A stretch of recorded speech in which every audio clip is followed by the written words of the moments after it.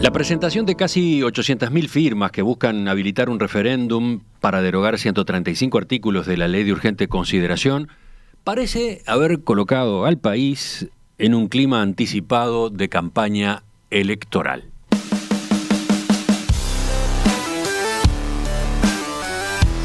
Desde la comisión que impulsó la movida, el resultado de esta primera etapa es visto como una gesta protagonizada especialmente por los militantes. Mientras tanto, en la coalición multicolor, que hasta la semana pasada optó por no debatir, comenzaron este lunes los primeros movimientos para salir a confrontar con la izquierda, con la intersocial, ante la posibilidad de una votación. El Comité Ejecutivo Nacional del Partido Colorado se reunió ayer para tratar el tema y resolvió declararse desde ya en campaña contra el retroceso nacional que significaría el referéndum propuesto por el Frente Amplio y el PIT-CNT, según dice textualmente el comunicado. Por su lado, las autoridades del Partido Nacional también sesionaron ayer, analizaron el nuevo panorama político y dispusieron iniciar diálogos con los principales dirigentes de los partidos que integran la coalición de gobierno para tener una opinión en conjunto sobre cómo abordar este tema. ¿Cómo se recibió en filas blancas la cantidad de firmas que se presentaron el jueves ante la Corte Electoral? Vamos a averiguarlo en los próximos minutos. La entrevista estaba pactada con el senador Sergio Botana. Inconvenientes de último momento hacen imposible ese contacto, así que le agradecemos especialmente al senador Gandini, Jorge Gandini, que es quien está en línea en este momento. Buen día. Buenos días, ¿qué tal, Emiliano? ¿Cómo están ustedes? Muy bien, creo que le estamos cambiando los planes. Bueno, tengo sesión 9:30, así que un ratito podemos disponer con ustedes antes de salir volando para el Palacio. Bueno, entonces, en primer lugar, ¿cómo fue su reacción? Le pregunto en lo personal, su reacción el jueves de tarde cuando se enteró de que se habían presentado 797.000 firmas. Me llamó la atención que fueran tantas, pero siempre dije que las podían juntar. Lo dije públicamente, lo dije en la interna, porque le tengo un enorme respeto a la capacidad de movilización y militancia, no solo del Frente Amplio, sino particularmente del PIT-CNT, que en esta ocasión arrastró al Frente Amplio hacia una campaña para recoger las firmas para el referéndum. Y el Frente Amplio también, bueno, a veces se confunden unos con otros. En algún momento, en las conversaciones internas, hice saber que más allá de lo que podían indicar las encuestas, que no daban un panorama muy alentador para los que reunían y juntaban firmas, puse la reflexión de la capacidad que tienen. Y nosotros en octubre del 19 fuimos a la primera vuelta, en la cual el Frente Amplio sacó el 42% de los votos.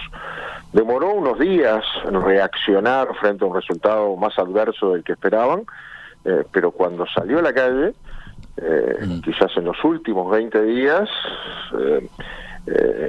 disminuyó esa distancia y terminamos en la elección ganando por 30.000 votos. Es decir, que el Frente Amplio nos descontó 7 puntos en esos 20 días. Y eso no fue, con todo respeto por el carisma o la acción de su fórmula presidencial, fue por el cuerpo a cuerpo, fue por el mano a mano, fue por la capacidad de la militancia de ir uno a uno, quizás dando los argumentos que más convenían en cada caso, no sé, pero dieron vuelta a mucha gente que en la primera vuelta nos votó a nosotros. Eso hace tenerle mucho respeto a esa fortaleza que tiene la izquierda, que puede sacar su gente a la calle, movilizarla y después agarrar de a uno. El que dijo que no firmaba, de repente se encontró con alguien que lo conversó en la puerta de la facultad, del trabajo.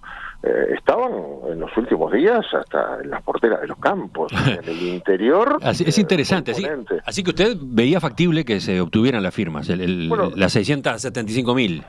Yo acepté, por supuesto, la idea partidaria de no debatir mano a mano, pero nunca dejé de difundir los contenidos de la LUC. Creo se lo preguntaba o remarcaba ese análisis suyo porque desde la propia campaña, desde la Intersocial, desde el Frente Amplio, se argumentó que había que desarrollar la recolección de firmas en condiciones difíciles y enumero las características, ¿no? 1.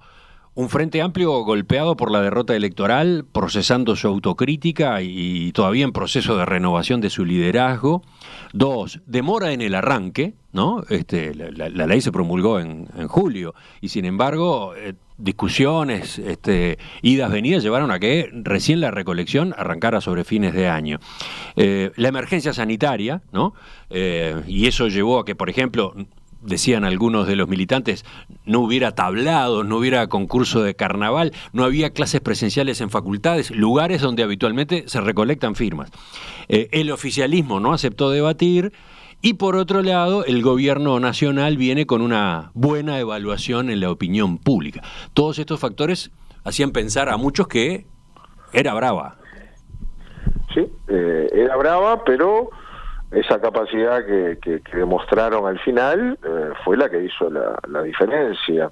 ¿Para usted estos factores no eran determinantes? Sí, claro que lo eran. Era una dificultad agregada, obviamente. También nosotros dejamos el campo libre. Nuestra militancia nos reclamó muchas veces tener material, tener información, tener elementos, precisamente porque eran ellos los que tenían que defenderla en ese cuerpo a cuerpo. Eran los que se encontraban en el mano a mano con militantes del Frente Amplio para discutir la ley, y mientras de un lado había argumentos que no necesariamente eran muy ciertos, pero sí eran muy eficaces, no necesariamente había la misma capacidad de respuesta por la información que nuestros militantes tenían. ¿Para usted fue un error haber dejado la cancha libre, no haber debatido? Quizás el debate es una de las formas que tomó esa etapa, y a lo mejor no estaba mal. El debate hubiera generado poner ese tema en el primer lugar de la agenda pública, y me parece que pudo haber estado bien no debatir. Lo que creo que debimos fue informar más.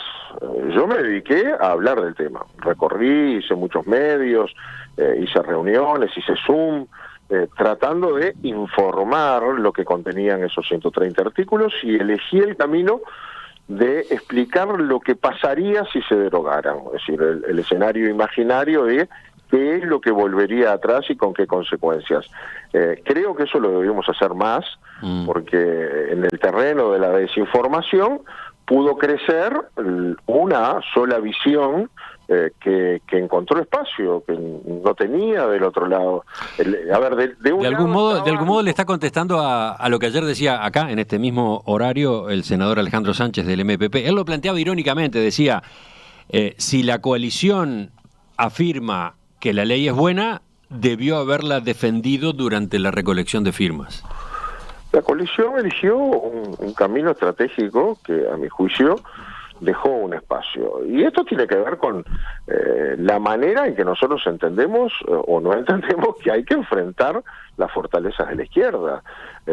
Estaba bastante desenfocada, bastante desorganizada, y encontraron un motivo para trabajar juntos, para encontrar un adversario y algo focalizado y concreto. Y además fue la resistencia obvia al cambio. Encontraron la manera de resistir a un cambio que nosotros vinimos a hacer. Por lo tanto, debimos explicar mejor ese cambio. Y lo que dejamos fue la confianza. Dejamos que en todos aquellos que confiaron en nosotros cuando nos votaron y estaban confiando en nosotros en el manejo de la gestión, que las encuestas nos daban bien, confiamos de que su actitud iba a ser la misma. Pero, a ver, la base del Frente Amplio en el balotaje fueron 1 millón de votos, y mucha gente que nos votó a nosotros pudo, por temas puntuales que se les hacían ver, a veces no demasiado de forma demasiado transparente, cambiado de opinión. Y luego porque se genera una presión, naturalmente. Si usted vive en una cooperativa de vivienda y los vecinos vienen a pedirle la firma, hay que bancar, decir que no te firmo. Entonces, ahí el Frente tiene una fortaleza. Debimos nosotros estar más presentes. Y esto lo digo Lo digo no como una crítica, sino como un aprendizaje, porque ahora viene una etapa en la que vamos a tener que actuar, y en esa actuación, a mi juicio, más allá de que la Corte Electoral tiene una tarea por hacer, que es la de confirmar si están las firmas, y dar por bueno que están sería no respetar ese trabajo tan sacrificado que van a tener que hacer los funcionarios durante tantos días, y en el que confiamos. Más allá de eso, no podemos esperar a febrero a que se nos diga formalmente hay referéndum. De eso quería preguntarle enseguida, pero para terminar con el diagnóstico, sí. Voy un poco más atrás. Otra pregunta que se ha instalado en estos días, después de jueves, es esta. ¿No fue un error haber ido por el camino de una ley ómnibus con el mecanismo urgente consideración? Por ejemplo, la planteó en el fin de semana el periodista Leonardo Abercon, pero la han hecho analistas también. ¿Fue inteligente votar en esos plazos perentorios una ley que aborda y modifica decenas de temas polémicos y centrales en la vida del país, muchos de ellos duros de digerir para el mayor partido que sigue siendo el Frente Amplio y el movimiento sindical? Bueno, todo se puede opinar, pero me parece que fue un camino que anunciamos antes y que elegimos porque tuvimos un gobierno durante 15 años del Frente Amplio con mayorías absolutas que siempre impuso su visión más allá de lo que opinaran otros, y entonces había que recorrer un camino que rápidamente generara esos cambios. Si no hubiéramos elegido la ley de urgente consideración con el presupuesto nacional en el medio, hoy estaríamos discutiendo en leyes aparte buena parte de lo que cambió la LUC. Pero se evaluó este riesgo, el riesgo de que pasara lo que pasó, que se devolviera a la vida, entre comillas, ¿no? Devolviera a la vida a un Frente Amplio que estaba todavía asimilando cómo se movía en su nuevo rol en la oposición, etcétera.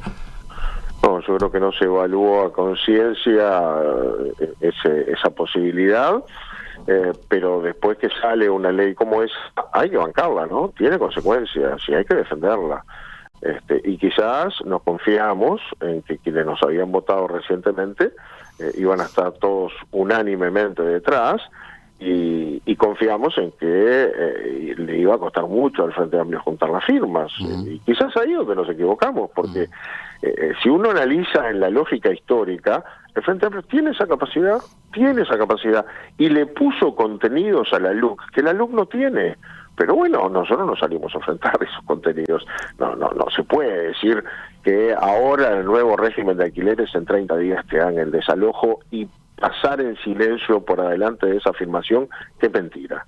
Pero pasamos en silencio, y cosas como esa, que es privatizadora, que privatiza la enseñanza, que gatillo fácil, que todas esas cosas que no son verdad, porque además la LUC se defiende sola. El mismo día que presentaron las firmas cumplió un año, y ninguna de esas calamidades pronosticadas sucedieron. Por lo tanto, teníamos una base de sustento real para defenderla, pero elegimos no generarle debate en opinión pública para no alimentar la colocación de ese tema en primer orden de la consideración pública. Bien. Y bueno, fue un camino elegido que hoy miramos y no dio resultado. El Frente Amplio encontró un terreno desierto de oposición para crecer y caminar.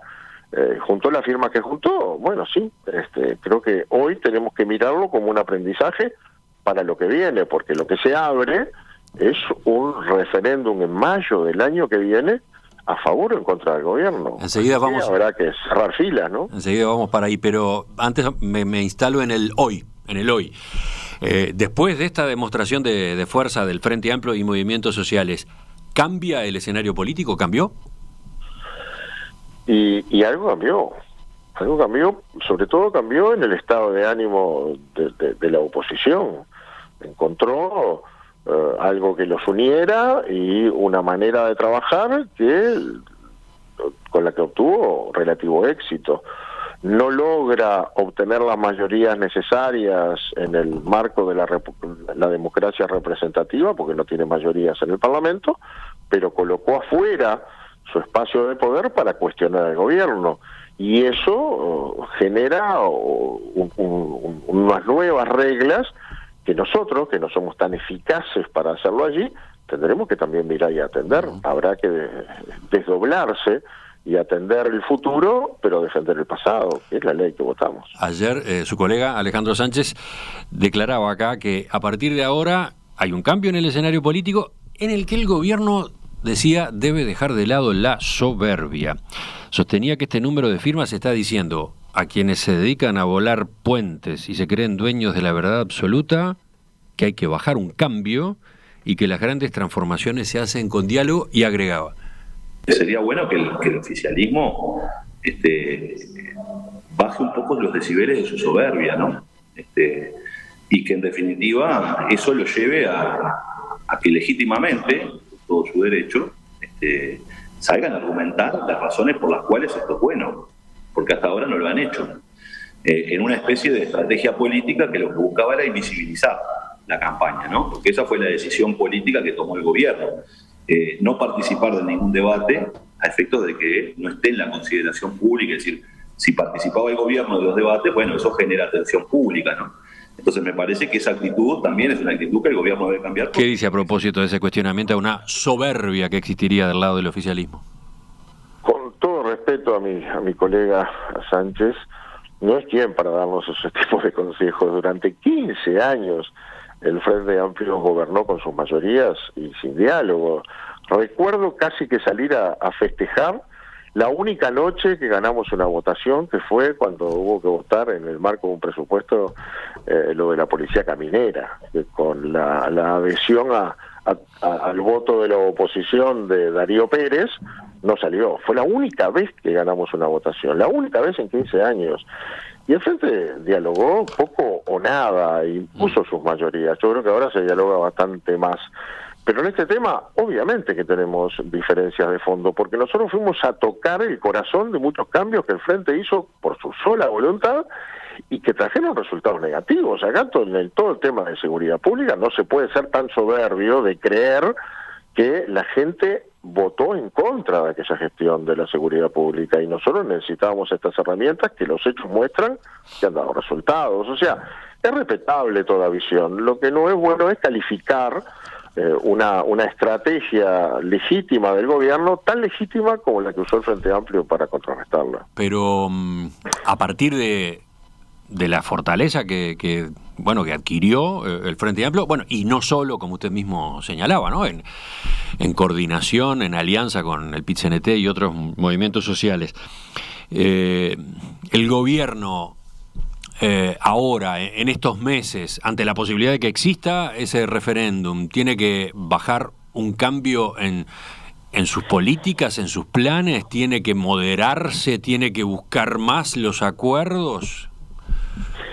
Mire, yo no he participado en ninguna reunión de evaluación de esa naturaleza, menos con el gobierno. Sí, ayer en el directorio, donde hubo un primer análisis muy inicial sobre el resultado de la recolección de firmas, y ya veremos qué opina el gobierno. Yo le puedo dar mi opinión personal. Yo creo que el gobierno debe continuar adelante con los planes que tiene, pero tiene que aprender a defenderlos en una comunicación más eficaz y en una llegada más cercana con la gente, que ahora, bueno, en la medida que también la pandemia nos permite encontrarnos más, hay que salir a trabajarlo, defender lo que se hizo, defender lo que se viene. La gente nos votó por un cambio y no podemos disimular los cambios. Hay cosas que tenemos que seguir haciendo. Se lo pregunto porque está la lectura de que el referéndum, si se confirma, primero va a caer ahí a los 2 años del gobierno, 2 años y poco, y va a terminar siendo eso, una elección a mitad de mandato, una especie de plebiscito sobre la gestión del gobierno. Y por lo tanto, dicen algunos, el gobierno debería cuidarse, no dar pasos en falso, no dar argumentos para el rechazo, ¿no? Bueno, todo eso es verdad en cuanto a que va a ser una elección en la que se va a intentar cuestionar el gobierno, no derogar la LUC. Van por todo, y ahí se va a entreverar todo. Se va a terminar discutiéndose las dos cosas al mismo tiempo, ¿no?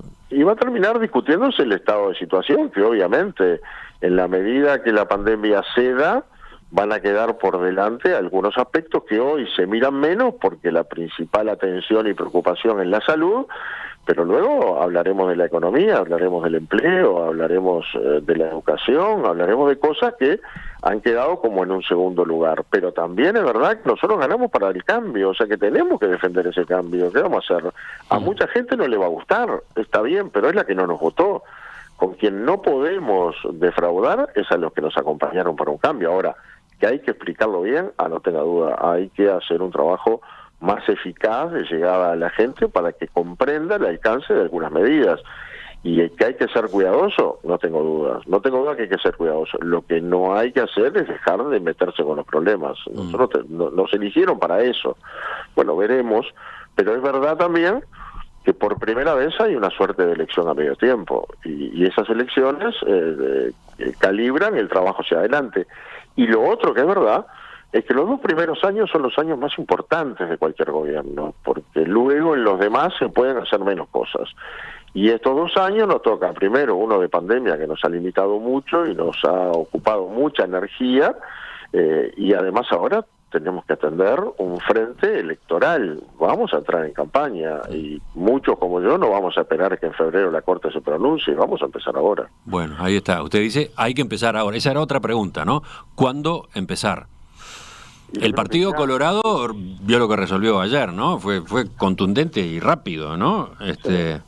Se declara ya en campaña contra el retroceso nacional que significaría el referéndum. El sábado pasado tuvimos una reunión con varios dirigentes importantes de Por la Patria y resolvimos, y creo que hoy va a salir una declaración, resolvimos empezar ya.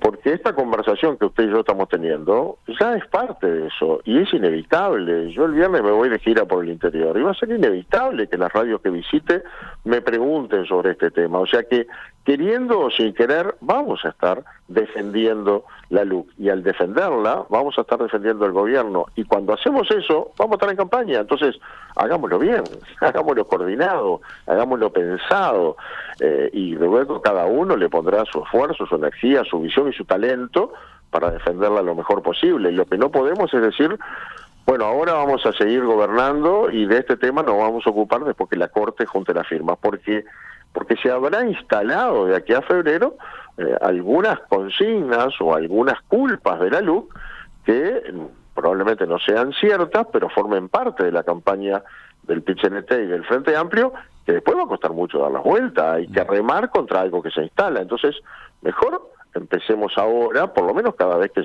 se nos requiera. Después vendrá una campaña con más intensidad, que seguramente será después del verano, será en marzo, será en abril, será una campaña más formal. Pero ahora hay que aceptar, lo que viene de esta etapa, que es defender una ley que creemos que está buena. No, la votamos sin complejos, así que defendámosla. Y lo último, porque sé que se le terminó el tiempo, teniendo en cuenta que la ley, la LUC, queda entre comillas, entre paréntesis, ¿qué hay que hacer con asuntos que están pendientes de implementación y que están previstos en la LUC? Pienso, por ejemplo, en la portabilidad numérica, que además implica un proceso complicado y costoso. Hay que seguir adelante. Si usted mira la rendición de cuentas, tiene varios aspectos que tienen que ver con la LUC, la mezcla de biodiesel, el etanol, cosas que salen de la propia LUC, muchas de las normas en materia de seguridad que se siguen implementando. Es decir, hay que seguir adelante, la ley está vigente y confiamos que va a ser vigente. Si le ponemos un parate a ver qué pasa, bueno, la verdad que paramos el país. Lo que sí también hay que tener en cuenta es que si se derogara la LUC, se derogan, o esos 130 artículos, se derogan muchos otros. Algunos quedan sin sentido en la propia LUC, pero luego, en la ley de presupuesto, por ejemplo, se han implementado varios artículos que se quieren derogar, y derogando los artículos madre caen los otros. Es decir, las consecuencias son complicadas y la gente tiene que tener conciencia que entramos en un estado de debilidad institucional si se deroga una ley tan importante. Pero bueno, eso será parte de la discusión también. Senador Jorge Gandini, Por la Patria, Partido Nacional, le agradezco su atención a nuestra llamada esta mañana. Con muchísimo gusto, siempre a la orden. Hasta pronto. Hasta luego. Perspectiva se emite en vivo. de lunes a viernes de 7 a 12 horas en Radio Mundo, 1170 AM de Montevideo y sus plataformas digitales.